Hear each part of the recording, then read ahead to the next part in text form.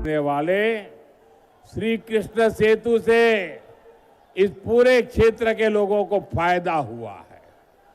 साथियों, 7 दशक तक ये क्षेत्र राजेंद्र सेतु पर निर्भर रहा। हमारी सरकार ने इसके बगल में ही 6 लेन का एक आधुनिक ब्रिज बनाया। इसके लोकार्पण का सौभाग्य मुझे ही मिला। उस समय जनता के चेहरे पर जो खुशी थी वो मैं कभी भूल नहीं सकता। उनका बरसों पुराना सपना साकार हुआ था। साथियों, इस नए पुल ने उत्तर और दक्षिण बिहार के बीच की दूरी को करीब 100 किलोमीटर कम कर दिया है। इससे सिमरिया धाम आना जाना भी आसान हुआ है। जो हजारों कल्पवासी जो कार्तिक मास में सिमरिया घाट जाते हैं, उनको बहुत बड़ी सुविधा मिली है। साथियों, आप मोदी को भली भांति जानते हैं। ये आपका मोदी चांदी का चम्मच लेकर पैदा नहीं हुआ है। मोदी गरीबी में रहा है। उसने गरीबी के दुख दर्द को सहा है और इसलिए आज जब देश के गरीब ने मोदी को सेवा का अवसर दिया है तो पूरी शक्ति से, पूरी ताकत से देश में गरीब को मदद पहुंचा करके गरीबी को इस देश में खत्म करने का पूरा प्रयास कर रहा है। गरीब के लिए पक्का घर सपना होता है। हमारी सरकार ने 11 साल में 4 करोड़ से ज्यादा पक्के घर बनाकर मेरे गरीब परिवारों को दिए और इसमें से 60 लाख पक्के घर यहां बिहार के मेरे गरीब परिवारों को मिले हैं।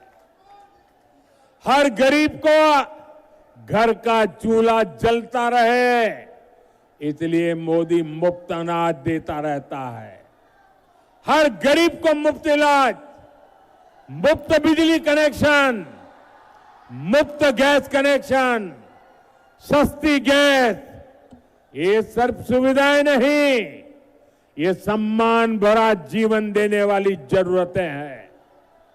और इसका सबसे अधिक फायदा दलित, महादलित, पिछड़े, अति पिछड़े परिवारों को हो रहा है। दशकों तक बिहार के लोगों को आरजेडी कांग्रेस ने सामाजिक न्याय के नाम पर सिर्फ धोखा दिया। ये एनडीए सरकार है जो सामाजिक न्याय को सही मायने में सच करके दिखा रही है। साथियों, आज कांग्रेस के पूर्व अध्यक्ष सीताराम केसरी जी की पुण्यतिथि है। देश कभी नहीं भूल सकता कि किस तरह कांग्रेस के इस परिवार ने सीताराम केसरी जी का अपमान किया था। आज का दिन हमें याद दिलाता है कि कांग्रेस दलितों, पिछड़ों के अधिकार छीनने के लिए क्या कुछ कर सकती है। इन लोगों के लिए सिर्फ अपना परिवार ही सबसे बड़ा है। और आपने टीवी पर भी देखा होगा, कांग्रेस पार्टी के अध्यक्ष थे सीताराम केसरी। हमारे बिहार का गर्व थे सीताराम केसरी। इस परिवार ने सीताराम जी को उनके घर में बाथरूम में बंद कर दिया। इतना ही नहीं, उनको उठा करके फुटपाथ पर फेंक दिया और सीताराम केसरी के पास जो कांग्रेस का अध्यक्ष पद था, इस परिवार ने उस अध्यक्ष पद की चोरी कर ली। साथियों, ये ऐसे लोग हैं जिनको आपके परिवार की कोई चिंता नहीं है। साथियों, बिहार की नारी शक्ति जंगल राज की सबसे बड़ी पीड़ित रही है। आज वे एनडीए के सुशासन में बड़ा काम और बड़ा नाम करने के लिए आगे आ रही है। बीते वर्षों में बिहार की बहनें आत्मनिर्भर हुई है। जीविका दीदी के रूप में गांवों में बहनें अपने पैरों पर खड़ी हुई है। मेरा लक्ष्य देश के गांवों में 3 करोड़ लखपति दीदी बनाने का है। इसमें बिहार की बहनें काफी शानदार काम कर रही है। साथियों, बिहार की एनडीए सरकार ने जो महिला रोजगार योजना शुरू की है, ये बहुत ही प्रशंसनीय काम हुआ है। 1 करोड़ 20 लाख से ज्यादा बहनों में से हर एक को रोजगार शुरू करने के लिए 10,000 रुपया देना बहुत बड़ा कदम है। बिहार की बहनें इसको खुले दिल से अपना भी रही है। इसलिए आप सभी को इन महिला विरोधी आरजेडी कांग्रेस वालों से बहुत सावधान रहना है। इनके लिए हर रास्ता बंद करना है। आपको याद रखना है, ये आरजेडी कांग्रेस वाले महिला रोजगार योजना पर भी ताला लगा सकते हैं। महिलाओं के अधिकार बात आई, इन लोगों ने पार्लियामेंट में सारे नियमों को तोड़ करके उस कानून के कागजों को छीन करके फाड़ दिया था। ऐसे महिला विरोधी लोग हैं। साथियों, आज हमारी सरकार की प्राथमिकता आपका खर्च कम करने और बचत बढ़ाने पर है। जीएसटी बचत उत्सव के पीछे भी यही सोच है। जीएसटी बहुत कम होने से बिहार के हर परिवार को बचत हो रही है। त्योहारों के इस मौसम में कोई नया टीवी ले रहा है, कोई नया पंखा, कोई नया फ्रिज ले रहा है, किसी ने नया स्कूटर लिया, नई बाइक ली। इसमें भी हजारों रुपए की बचत हो रही है। इससे हर परिवार को कुछ न कुछ बचत हुई है। साथियों, जीएसटी बचत उत्सव के दौरान अभी दिवाली में भी खरीद बिक्री के नए रिकॉर्ड बने हैं। देशवासियों ने बहुत उत्साह दिखाया है। इसमें भी बड़ी बात यह है कि लोगों ने स्वदेशी को चुना है। लोग गर्व से कहते हैं ये स्वदेशी है। एक रिपोर्ट बताती है कि देश में करीब 90% खरीदारी स्वदेशी चीजों की हुई है। यानी हमारे दुकानदारों ने स्वदेशी बेचा और देशवासियों ने देश का गौरव बढ़ाने के लिए स्वदेशी खरीदा। जब स्वदेशी बिकता है तो इसका फायदा हमारे किसानों, हमारे विश्वकर्मा साथियों, हमारे कारीगरों, हमारे बुनकरों को ही होता है। बिहार के लोगों को भी इसका बहुत लाभ हुआ है। यानी डबल इंजन सरकार बचत और कमाई का डबल बेनिफिट बिहार के लोगों को दे रही है। साथियों, बेगूसराय में 6 नवंबर को मतदान होना है। 6 नवंबर याद रखना है। समय बहुत कम है। आप मेरा एक काम करेंगे, जरा जोर से बताइए, आप मेरा एक काम करेंगे?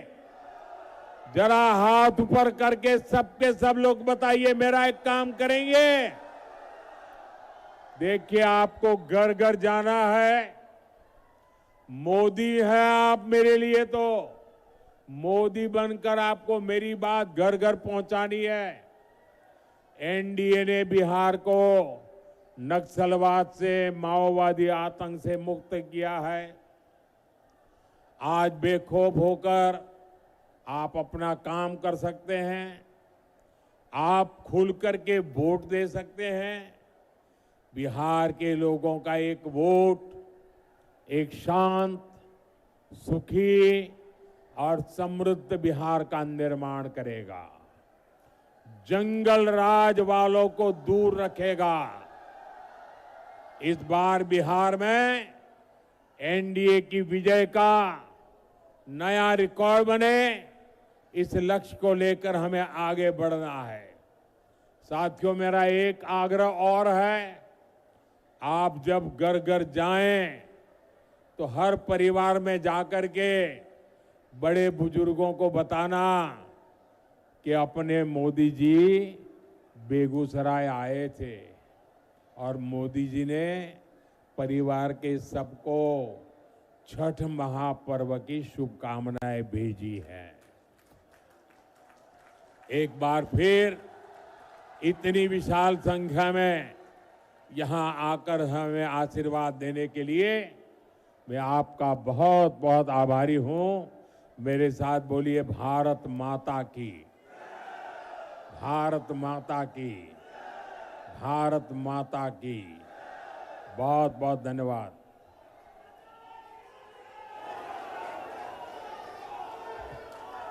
जो चुनाव लड़ रहे हैं वो उम्मीदवारों से मेरा आग्रह है, जरा आगे आ जाइए।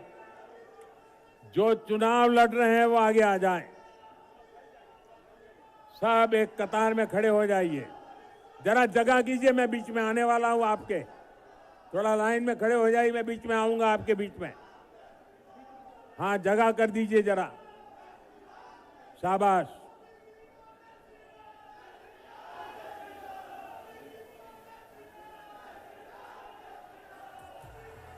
देखो बिहार का रास्ता आया है युग उत्थान का,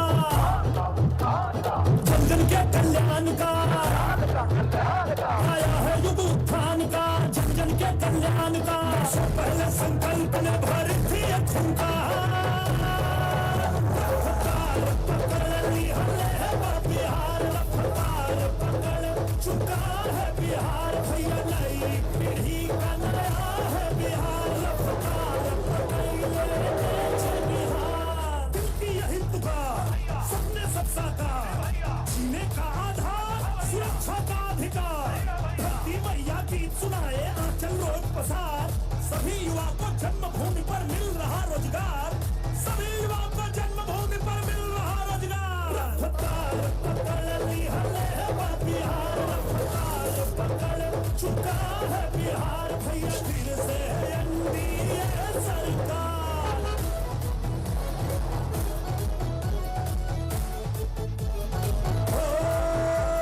याद करो जब था हवा जंगल राज हो, जब मारा था पठारे चिड़िया।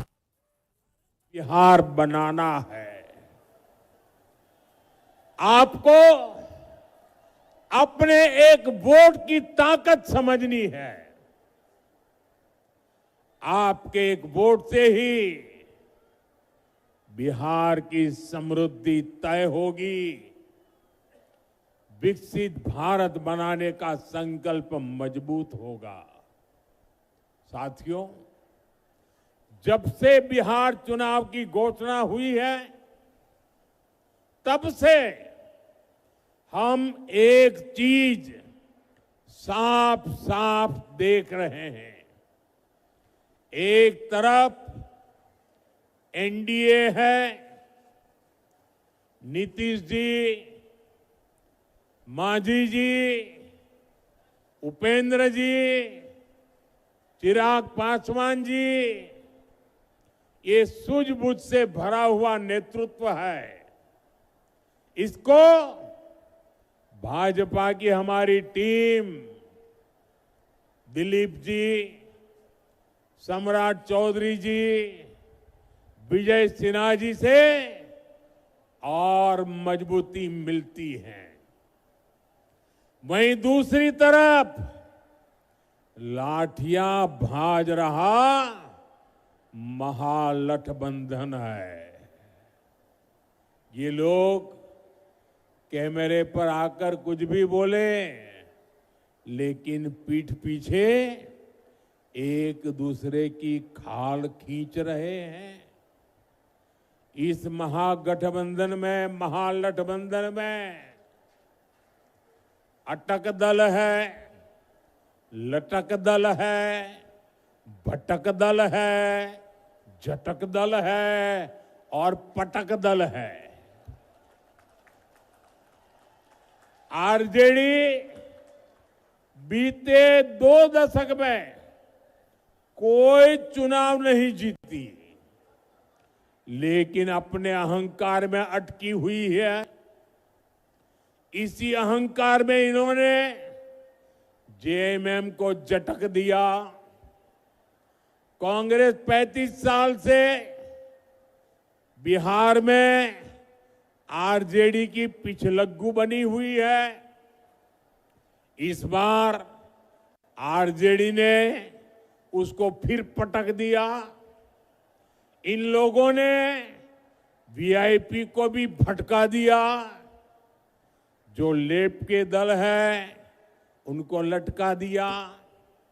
साथियों, जब स्वार्थ हावी होता है, लूट खसूट ही लक्ष्य होता है, तो वही होता है जो आरजेडी कांग्रेस वाले कर रहे हैं।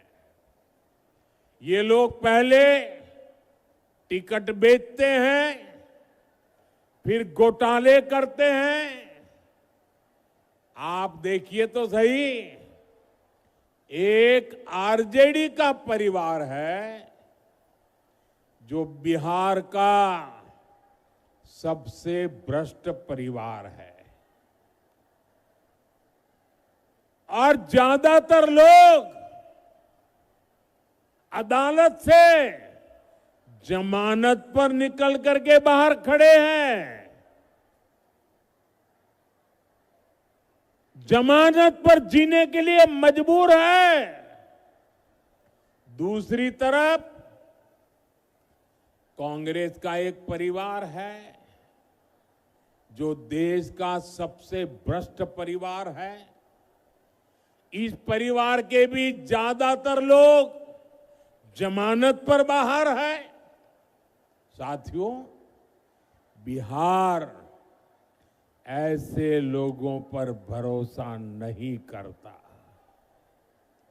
और इसलिए पूरे बिहार में एक ही नारा गूंज रहा है, एक ही नारा गूंज रहा है, नई रफ्तार से चलेगा बिहार जब फिर आएगी एनडीए सरकार। साथियों, मैं जो बातें कहने जा रहा हूं, मैं चाहूंगा कि बिहार का नौजवान उन्हें ध्यान से सुने और उन पर जरा गौर करे। जंगल राज वालों ने सिर्फ अपने बेटे बेटियों का भविष्य बनाया, बिहार के नौजवानों का भविष्य तबाह कर दिया। और ये बात बेगूसराय का हर घर जानता है, हर कोई महसूस करता है।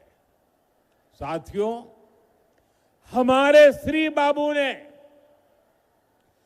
बेगूसराय को औद्योगिक केंद्र बनाने के लिए काम किया था, उनके प्रयास से यहां अनेक प्रकार के उद्योग आए। एक समय था जब ये क्षेत्र देश के प्रमुख औद्योगिक केंद्रों में से एक था। बरौनी में सायरन बजता था तो पूरा बिहार गर्व से भर जाता था। 60 के दशक में यहां रिफाइनरी लगी, फर्टिलाइजर फैक्ट्री बनी, बिजली का कारखाना लगा, यहां नौकरियां बनी, उम्मीदें जगी, चहल पहल होने लगी। लेकिन फिर क्या हुआ? फिर जंगल राज आ गया। धौंस, धमकी और डर का वो काला दौर जिसने बिहार के उद्योगों पर ताले लगा दिए, फैक्ट्रियों को बंद कर दिया, निवेशक भाग गए। ये ताले फैक्ट्री पर नहीं, आपके भविष्य पर ताले लगा दिए थे। जंगल राज ने सिर्फ कुछ फैक्ट्रियां बंद नहीं की, बल्कि बिहार के नौजवानों के भविष्य को अधर में लटका दिया था। बरौनी, बेगूसराय को एक सदी पीछे धकेल दिया। जिस आरजेडी ने बिहार को पलायन का अभिशाप दिया, उसके नेता आज बड़ी बड़ी बातें करते हैं। साथियों, एनडीए सरकार के लिए विकास सबसे बड़ी प्राथमिकता है। हम जानते हैं कि जब औद्योगिकरण होगा तो नौकरियां भी आएगी। इसलिए हमने सबसे पहले बिहार को जंगल राज से मुक्त किया। जब बिहार में कानून का राज लौटा तो उद्योगों के लिए भी माहौल बना। 2014 में डबल इंजन की सरकार बनने के बाद इसे और गति मिली। आज आप देखिए, हमारा बेगूसराय न सिर्फ अपने औद्योगिक पहचान वापस पा रहा है, बल्कि देश का एक बड़ा इंडस्ट्रियल हब बनने की तरफ आगे बढ़ रहा है।